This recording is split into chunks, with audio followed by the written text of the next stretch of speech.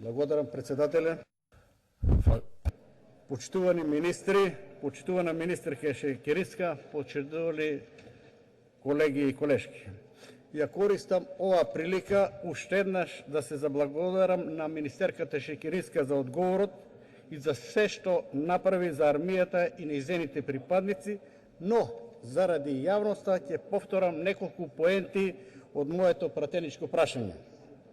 Почитувана министерке, со тоа што направивте, вие ќе влезете во историјата како многу успешен министер и сето тоа високо оцени и од поранешните припадници на армијата, но истовремено тие се осеќаат заборавени и дискриминирани.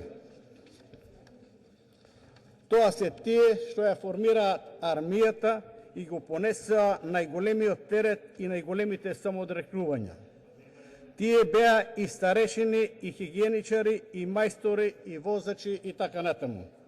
Тоа се старешини кои спроведоа неколку реформи во армијата, учествуваа во зачленувањето во партнерство за мир, го отпочнаа процесот на ПАРП, МАП, учествуваа во формирањето на мултинационалната мировна бригада, го поднесоа најголемиот терет 2001 година, а после тоа најголем дел од нив беа испратени во пензија под многу неповолни услови во однос на припадниците на Министерството за внатрешни и припадниците, односно нивните колеги во регионот и пошироко.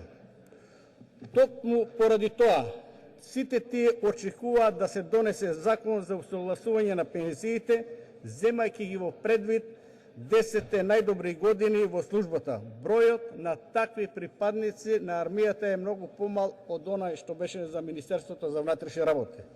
Моето прашање беше што планирате да направите да се исправи оваа неправда. Разликите во пензиите се многу драстични. Например, поранешни началници на генералштабот имаат помали пензии од полковници или многу старешини имаат помали пензии од нивните починети.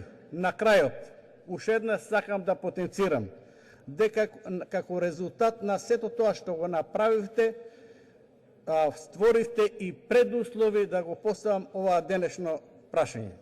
Почитувана министерке, со право очекувам дека ќе преземете одредени мерки и активности да се исправат овие неправди, односно ќе направите сеопфатна анализа на финансиските импликации и буџетската можност за нејзино финансирање во фискалната 2002, односно 22-2003.